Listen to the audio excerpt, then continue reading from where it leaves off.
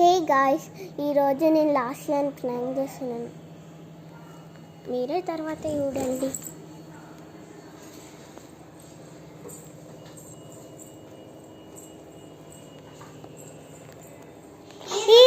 నీ hall ticket పోయిందంట. ఎవరు చెప్పినారంటే నాకు తెలిసింది, బయట చూసిన.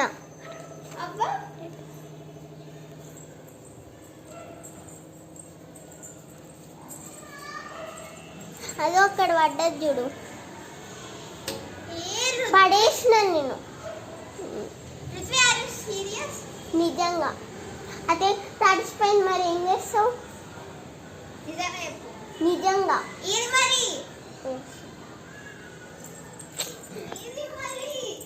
She's crying. See her reaction.